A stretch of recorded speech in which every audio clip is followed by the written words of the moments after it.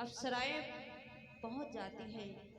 बेटा ध्रुव आज हाथों को जोड़ करके नेत्रों को बंद किए और उसी मंत्र का जाप कर रहे हैं, ओम नमो भगवते वासुदेवाय, ओम नमो भगवते वासुदेवाय। श्री सुखदेव जी समझाते हैं कि हे राजन परीक्षित, आज बेटा ध्रुव के पास में अप्सराएं जब पहुंच गई है तो बेटा ध्रुव के कानों के पास में कहीं चूड़ियों की खनकार दे रही है।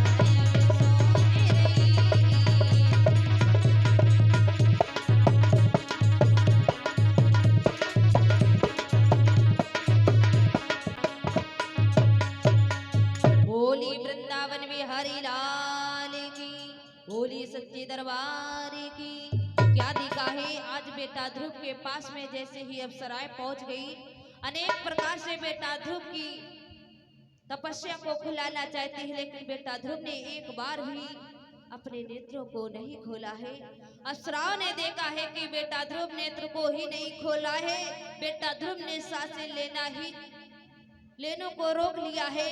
अप्सराओं ने विचार किया है तो आज वहां से चल देते हैं और महाराज इंद्र के पास में पहुंचे हैं। धीरे धीरे जैसे ही जाकर के कहा है कि प्रभु मैंने बहुत प्रयास किया लेकिन उस बेटा ध्रुव की भक्ति को मैं नहीं टिका पाई। इधर मैया लक्ष्मी जी कहने लगी है, प्रभु आप क्यों इतना विलंब कर रहे हैं? आपका भक्त आपको याद कर रहा है और आप क्यों ना उनको दर्शन दे जाके। आज भगवान ने पल की देरी नहीं की है, आज वहां से चल देते हैं। बेटा ध्रुव के पास जैसे ही पहुंचे हैं, बेटा ध्रुव का शरीर जर्जर हो गया। लेकिन याद रखना भक्तों, जैसे ही भगवान की छवि बेटा ध्रुव के हृदय में बस जाती है, भगवान ने जैसे ही बेटा ध्रुव को आवाज लगाई है, बेटा ध्रुव को जैसे ही प्रभु ने उठाया, बेटा ध्रुव उठकर के खड़े हो गए। बेटा ध्रुव से कहने लगे हैं, बेटा मैं बहुत तुम्हारी भक्ति से प्रसन्न हूँ, जो कि तुमने मेरे दर्शन करने के लिए कितनी बड़ी तपस्या की है। धन्य है तुम्हारी मैया सुनीति, जो कि तुम्हें सच्चा ज्ञान प्राप्त कराया है। बेटा ध्रुव जाओ अपनी मैया सुनीति को देखो जाके, क्योंकि वो रोते रोते आंखों से बेहीन हो चुकी है। बेटा ध्रुव कहने लगे हैं कि प्रभु मैं जाऊं, लेकिन ये कैसे मालूम होगा कि ये स्वयं परमपिता परमात्मा से ध्रुव मिलकर के आया है।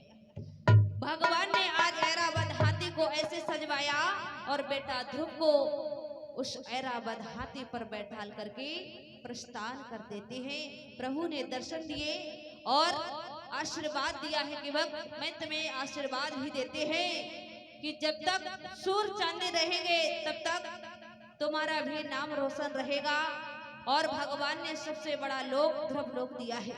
बोलिए वृंदावन बिहारी लाल